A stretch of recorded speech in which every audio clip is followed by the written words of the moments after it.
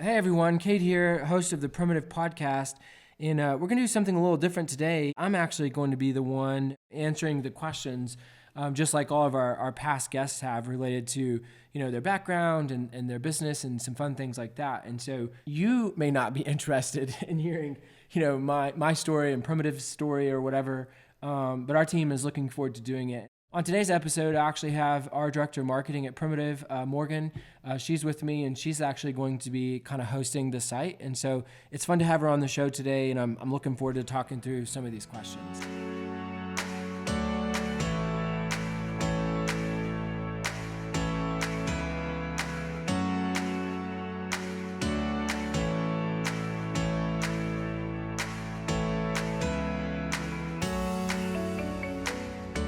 Well, it's good for me to get to know this part of you too, Kate, as I'm still newer to the company and learning about everything. And I think for me, one of the most interesting parts of every podcast that we've done so far is hearing the background of everyone and getting to know them a little bit better and see where they come from.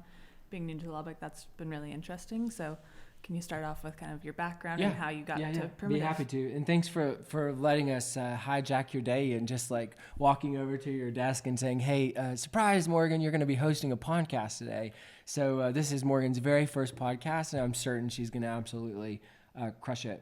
So just briefly, I grew up in a really small town called Nazareth, population 340. My mom's one of 9 children, and so I had the great fortune and luxury of growing up with tons and tons of first cousins, and so I just absolutely loved my time growing up, and in so many ways, especially in hindsight, now that I can kind of look back on that time, in so many ways, I am exactly who that community and that time in my life, it shaped me. And so much of really who I am as a leader and the way that I lead and the way that I work specifically was really formed and shaped by my upbringing in Nazareth. My granddad, we called him Papa. He is just the best person, in my entire life. And he's just an amazing, amazing man. Worked his absolute brains out his whole life. Didn't even make it through junior high because he is working on the farm. Served in World War II, lived through the Dust Bowl. Raised 9 children, provided for his family, happily married to my grandmother for 60 plus years. Just an amazing, amazing man. And so my early years were spent in Nazareth, playing tons of sports, had an amazing family, super thankful for my parents, got to grow up with my cousins, like I said, had amazing friends, just a remarkable time. And I could spend a whole podcast talking about that, in fact. Grew up in Nazareth, graduated from there, went to college, basically because I had to. I've always hated school. It took me 5 years. I think my GPA in college was under 3.0. It was just terrible. It was a terrible experience, but I suffered through it for 5 years, ended up with a history degree, ultimately ended up going to seminary at Southern Seminary in Louisville, Kentucky. At the time, really wanted to be a church planter and kind of work in ministry in that way. Really thankful for that time. I basically worked in churches and at a church camp. I was the executive director of it for about 10 years. And again, in that phase of my life, just learned a ton about leadership and organization and leading things and leading people. It's just a remarkable kind of phase of my life and one I'm really appreciative of. The thing I'm most appreciative about that phase of my life is that's really when I realized and understood I was an entrepreneur. One of the things I regret about my growing up in college years is I wasn't really a part of anything that helped me identify that I had an entrepreneurial spirit. And even more than an entrepreneurial spirit is that a lot of my skill sets align with being an entrepreneur. Yeah.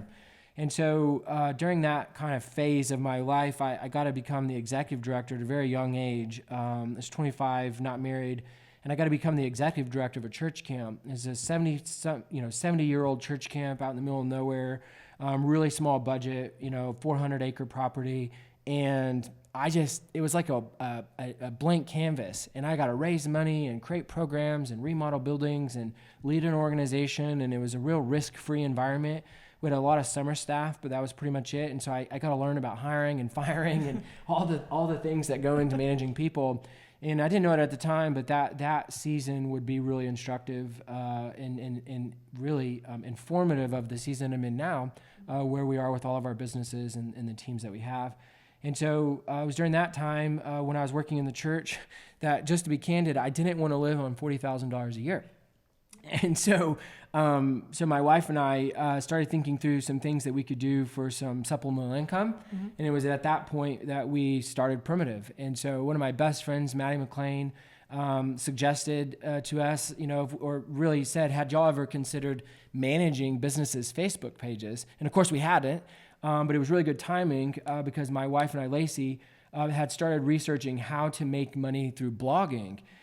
And so right as we were in that kind of phase of our life, researching that and figuring out how to utilize Lacey's really good writing skills to make some supplemental income, he suggested we do that. Long story short, we started managing businesses' Facebook pages and did that for about 3.5 years. And at about the 3.5-4 year mark, my same friend Maddie, who helped us start the business, referred to it as a hobby. And it really pissed me off because I'm competitive, and when he referred to it as a hobby, it made me mad. I'm like, it's not a hobby, this is a real business. In reality, he was spot on. It wasn't a real business. It was a hobby. I mean, we had no systems and processes. We had no staff. We had no sales strategy. We had no organizational structure. And so that's when our life really changed dramatically. So at the end of 2013, I started establishing some goals and objectives for what would become, a real business in Primitive, and the rest is history. So from 2014, to now, we've gone from basically no employees and under $100,000 a year in revenue to almost a $4 million business and 60 employees at Primitive, plus several other businesses. So it's been an absolute blast and an absolute journey. Lacey has been really fun to build our business with. Got two amazing kids, Selah 9, Case 7. Absolute best parts of me for sure are my family. We love to travel, have fun, and are in love with our dog Prince. So that's probably more background than you wanted, but there it is. It's all really interesting. Didn't know that you went to seminary or any of that. So most people don't. Really cool. Most people don't correlate Kade and we're all seminary. lucky that he challenged your hobby. Yeah, me too. The competitive spirit. I'm glad he did. Being competitive as well, that I could understand that and wanting to build that out. With all the different organizations and things that you're involved in, how do you see your role as a leader? Not just with Primitive, but in all of the organizations you're part of? Yeah, it's a fun question to ponder. There's a couple of things that come to my mind. First and foremost would be vision. Would be like, who do we aspire to be, and where are we going, and how are we going to get there? So whether it's for Primitive, or whether it's for Fast Pay, or whether it's for Elevate Accounting, or whatever the goal, whatever the organization would be, I feel like my number one responsibility is being able to see the future. Not that it's going to be, perfect or accurate every single time, but I think every organization has to have someone who's always thinking ahead and always thinking about the future, so that they can then craft a actual roadmap or a plan to get from where we are to where we're wanting to go. And so not only do I think that's my responsibility in our organizations, but it's probably the thing I love the most and the thing that I'm probably the best at. And that is trying to imagine the future and then creating a pathway or a roadmap to accomplish it. And so that's the first responsibility I feel in our organization. The second thing is really establishing and setting the tone for our culture. By no means do I think I'm the only person responsible for creating our culture, speaking into our culture. At Primitive especially, and our other organizations as well, but especially Primitive because it's much larger and we have a chief of staff and all this fun stuff. It's my job to, I believe, speak into the culture and to prioritize our culture. But what's really fun is that it's really a group effort in terms of determining what that culture is. Like, who do we aspire to be, and what does that actually mean? Like, what do we mean by our culture at Primitive or Fast Pay or other organizations? And so I see that as really my second responsibility, is to really make sure that we're cultivating and nurturing our culture, and that our leadership team specifically is really owning that. And then by an extension of our leadership team, the rest of our team. And so those are the two major things that I feel responsible for. And then lastly, and this might fall under culture, I'm not really for sure, but it seems really important to me, and I feel a great responsibility for it, and that is kind of setting the tone for our organization. I think a lot of organizations are impacted by the personality of their leaders, and that can be both a positive thing and a negative thing. And so I feel a great responsibility to make sure that I'm like individually really healthy, and positive and optimistic and working hard and disciplined and organized and all these things that I want for our company. Leading by example. That's right. Yeah. And that sounds so kind of cliche, doesn't it? Because everyone says it. But I feel like that's my unique responsibility, in that, as I lead, so we go. Mm-hmm. And that means something different based on the size of your organization and how many leaders you have. But I still feel like that's something really critical for my leadership. So those are the three things that come to my mind as it relates to how I contribute, what my leadership means to the organization and what I think of when I think of my leadership. Do you see your leadership role any different with when you're leading your leadership team versus when you're leading people under the leadership team? Yeah, 100%. And it's a great question. This is something that really has become more visible and more obvious the larger we get. So much of what we've experienced over the last 7 or 8 years of building companies is we're learning as we go. I mean, I think of some major horror stories, that I'm the author of, like just whether it was poor decisions or whatever the case would be over the last 5+ years. And so it's so fun, to learn as you go and to apply that learning to your future. And relative to your question, this is one of the things that I think of is that, it's been a major adjustment for me figuring out like what our organizations need from me based on kind of the life phase they're in. So as of a couple of years ago, we had no leadership team. It's like Jared and I. It was Jared and I with 30 or 20 or 30 other people, and like there was no what we might call middle management or middle leadership. And so what was needed of me in our organization at that time compared to what is needed of me now is radically different, and it's been really difficult, honestly, to kind of learn as we go and kind of reposition my leadership. And learn more about myself and how I should lead based on exactly what you just said, which is like now my primary responsibility is leading our leadership team, who is leading the entire company, including our clients. Like it's been a major adjustment for me, even kind of letting go of being the primary person who's holding on to the client and the client always needing me, right? And so that's probably been the most interesting thing for me from a leadership perspective, is understanding when something is no longer my role, but also there are other people who are so much better at it than me, Yeah. And that's been a major adjustment, going, oh, wow, Jessica is better at leading clients and developing relationships with clients than I am, right? And that's a good thing. And you want that in your leaders, but it's been a major adjustment for sure. Yeah. You mentioned that there's been times where things haven't gone necessarily the way that you wanted them to go. How do you approach those learnings and the opportunities that come from failure? Yeah, I love this one. We have a lot of weaknesses. I have a lot of weaknesses, okay? And so when I talk about one of our strengths, I want to make it really clear that I'm every bit as aware of, if not more aware of, my weaknesses and our organization's weaknesses than I am of my strengths or our strengths. Having said that, I think one of my strengths, and I think one of our organization's strengths, is learning from mistakes and learning from failure. And I would unequivocally say that the thing that has influenced our success the most in any endeavor, whether it's primitive or fast pay or elevate accounting or the consulting projects I work on or whatever the case is, the single thing that has influenced them the most has been what we've learned as we're failing. I think about, the season we had over the last, probably late 2017 through 2018, maybe early 2019. And it was a really rough stretch at Primitive for a lot of reasons.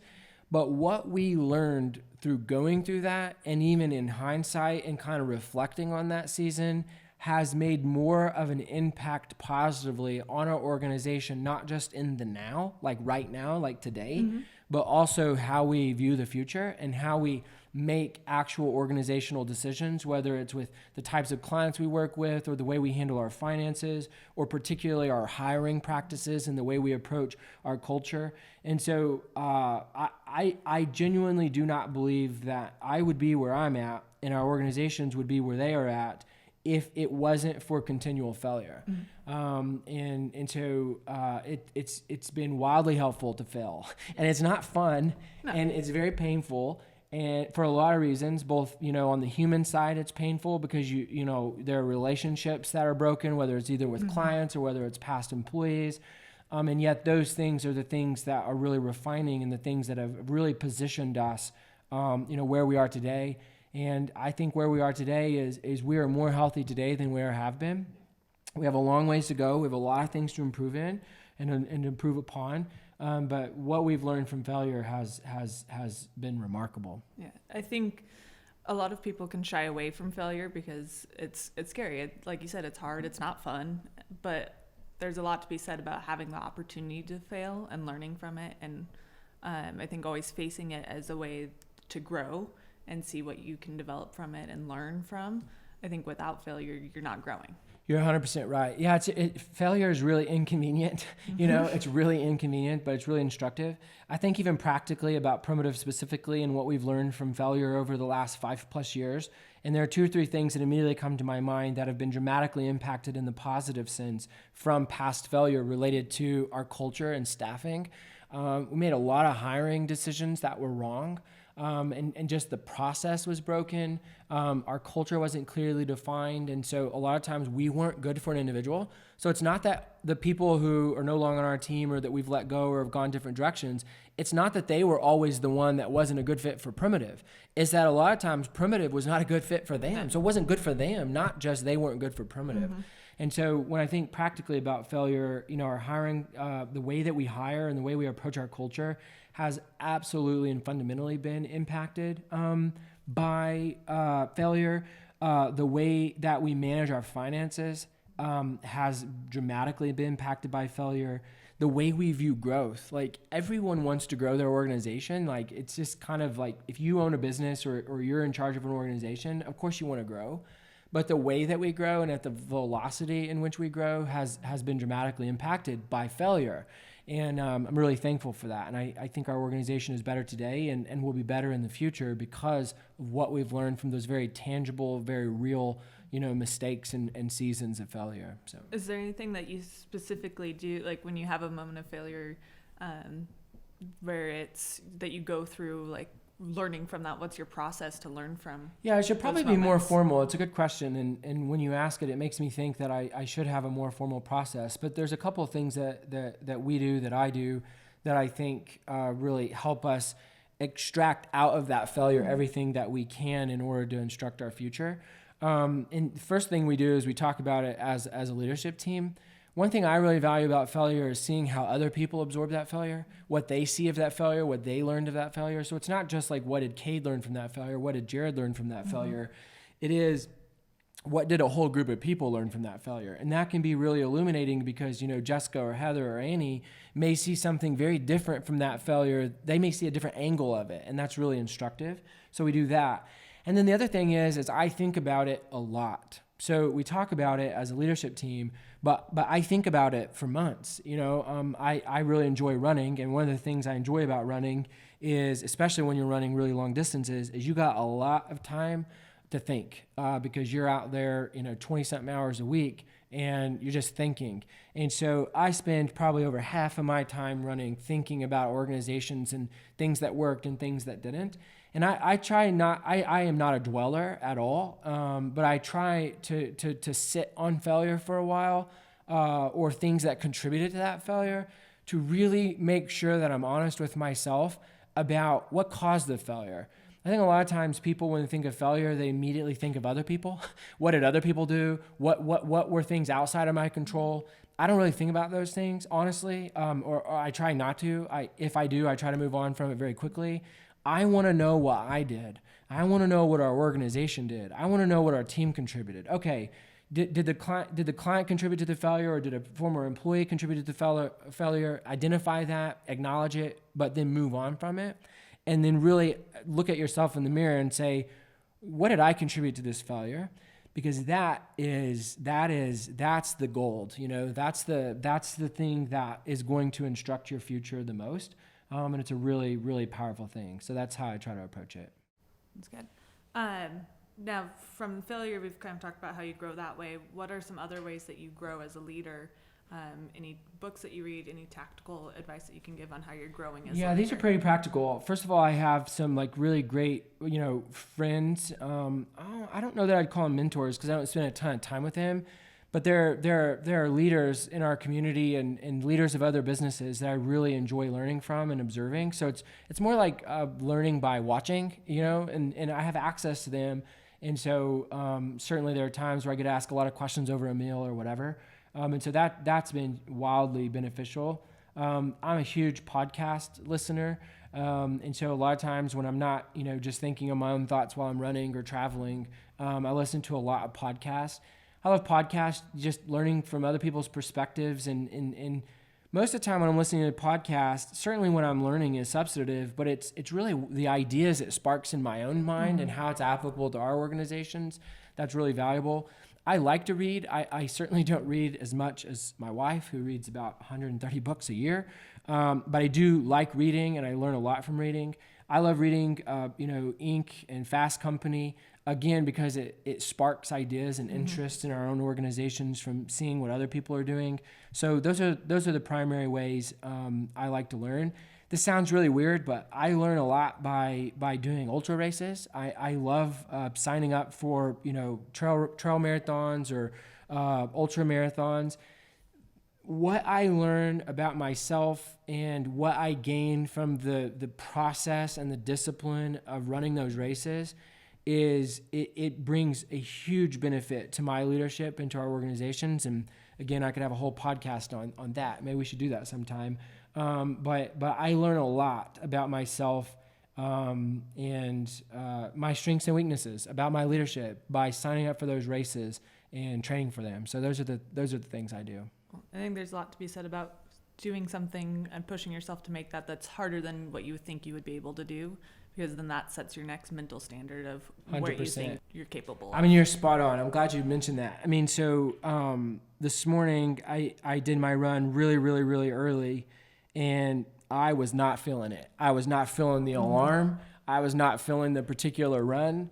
Yesterday, I decided to get on a bike for the first time and did like a 35-minute ride with a friend. And I've never, I have a triathlon bike. I've never rode it on asphalt. Okay. So I've ridden on a trainer, but that's just stationary. So he talked me into going out on this 40-minute bike ride. So I was tired this morning. My legs were heavy from that bike ride.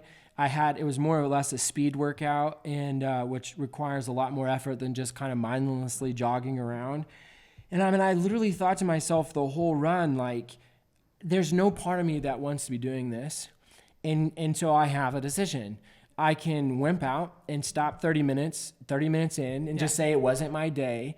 Or I could just not start at all and maybe do it this afternoon when maybe I'm feeling a little bit better. But I literally had this thought. It's no, if you do that now, you're going to do that in the rest of your work. Because there are things every day that I have to do at work that I don't want to do. And there are things that you and the people listening to this podcast, there are things on all of our lists that we don't want to do.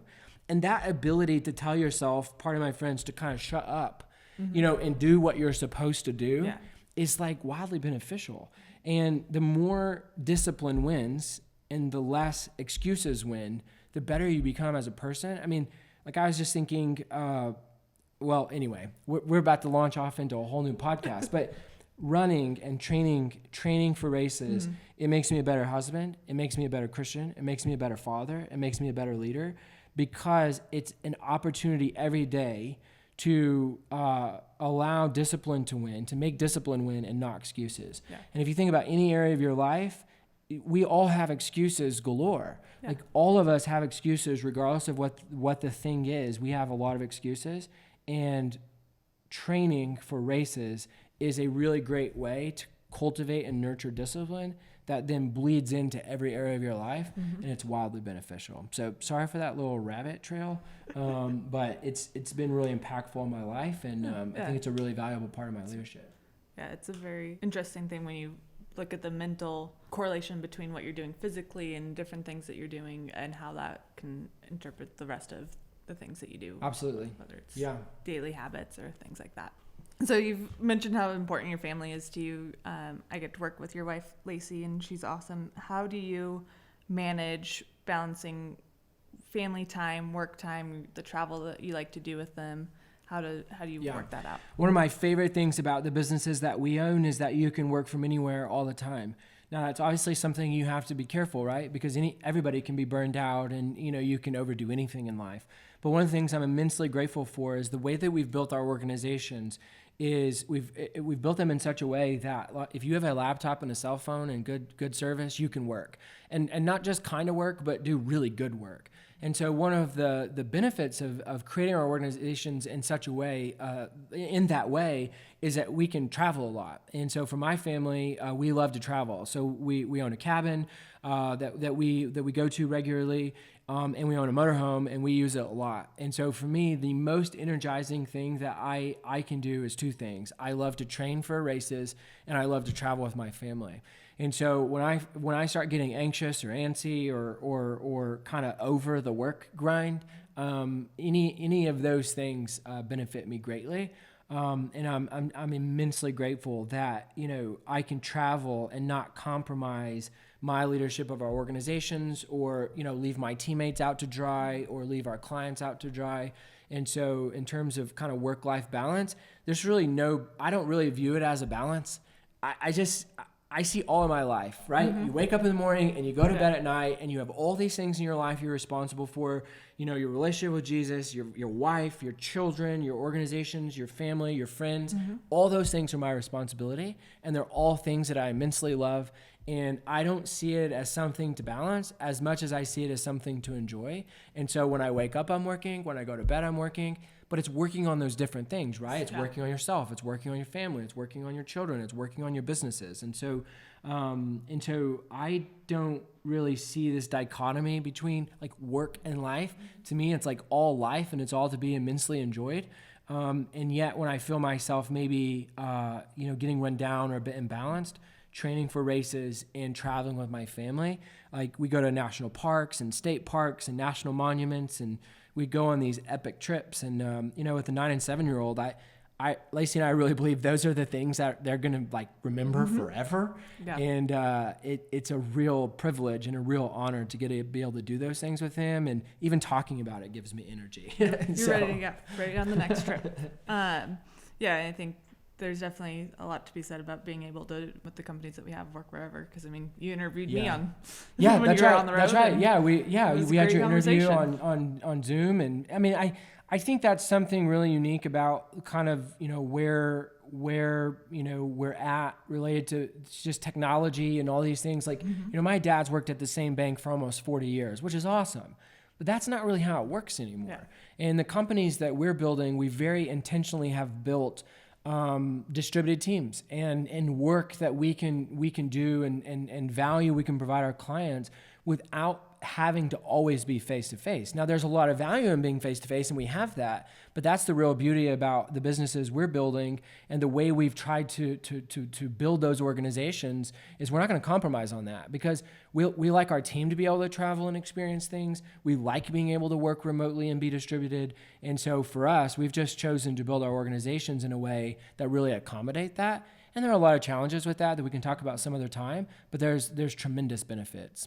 Yeah, I think probably that entrepreneurship spirit that you defined the church camp and stuff probably has enforced that of building companies that allow you to still do what you want to do 100% the rest of the time. Yeah, absolutely. We kind of talked about some books and the group of friends that you find as mentors. Who have been some of the biggest personal influences on your own leadership journey? Man, I'm really fortunate in this regards, and I'll certainly leave some people out, because that's something I've always been really passionate about and committed to, is like having like really good, meaningful relationships. And I've had a lot of different unique experiences, and the best thing about those unique experiences is the people that I've been able to connect with. So I have a long list. Inevitably, I'll certainly leave some folks off, but my parents have influenced me as much as anybody. Growing up in Nazareth and getting to be around my family and especially my grandparents, I don't know why, but my papa had a massive impact on me. From very early on, I can remember admiring him and loving him and observing. Like, I got to spend a ton of one-on-one time with my granddad. My whole life. And just what I learned by observing and watching him work specifically is a huge impact. Man, I could go on and on and on. I mean, there's a guy named Bruce Howard, who for 10 plus years made a huge impact on my life. He has 11 children. He's a science teacher. He's a pastor of a really small church in a rural community. And the way that he loves his family, the way he leads his family, the way he leads himself, made a massive impact on me at a time in my life where I really, really needed that. And so he made a huge impact on me. Dusty Thompson, the lead pastor of our church called Redeemer, made a huge impact on me on the nearly 4 years that I got to work under his leadership. Dan Pope, our mayor here in Lubbock, has become a really, really good friend and has really helped me grow as a leader. Mm-hmm. He's like really patient and really wise, and I'm really impatient and a lot of times unwise. And so it's been fun, to learn from him. And so again, I'm really fortunate in this regard. I have a whole list of people I could keep going through that have made a huge impact on me. My father-in-law, one of my 3 best friends, been really good friends with him for over 13 years now, and he's made a huge impact on me. So I could keep going. I'm really, really thankful for the number of people I have in my life and the people who have influenced me so greatly. It's something I'm immensely thankful for. If you were to influence your 20-year-old self, what would be the advice you'd give to him? How much more time do we have? Oh man, I've made so many poor decisions and bonehead moves and whatever. But a couple of things come to my mind. One is like to learn patience. I mean, whether it's relationally, whether it's financially, whether it has to do with growing our organization, whether it has to do with hiring. Basically my entire life could benefit from like growing and learning patience. So that would be by far the first thing. The second thing would be I feel like I'm fairly disciplined, but I wish I was more disciplined. I wish my 20-year-old self would have taken things more seriously and more earnestly. I was like in my 20s really trying to figure out what the heck I was and where I should go and what I should do. And I think that I wish I had someone in my life at that time to kind of slap me across the head and say what you need to do is work and learn some grit and learn some discipline. And so those are the 2 things that, if I were talking to a 20-year-old Kade or a 20-year-old in general, I would say you got to learn patience and you got to learn how to be disciplined, and you can learn how to be disciplined in a variety of ways. But it's something I'm constantly talking to my 9 and 7-year-old about. It's like, you're going to learn how to love Jesus. You're going to learn how to love your family. And you're going to learn how to work. You're going to learn how to be disciplined, because the fruits, there's so much fruit to that. And so those are the things that I would want to tell a 20-year-old Kade. It's a little frightening actually to think about a 20-year-old Kade. So I'm going to stop talking about him now. Well, great advice. And it's been good to learn more about you and learn more about how you got to Primitive and how all of this started and all the history of it all. Yeah, well, you've done a great job. I'm starting to think that you should be the new host of the Primitive podcast, and I'll be behind the scenes or something. So thanks for doing this, and I want to just take this moment to thank our listeners. Whether we have 20 of them or 20,000 of them, it's really a privilege to me that people would listen and engage our content. And so I just want to take this time to thank you for listening and sharing with your friends, and really excited about a lot of the episodes that we have coming up, and hope that it's instructive and helpful for your own life, your own leadership, and your own business. So thanks for listening.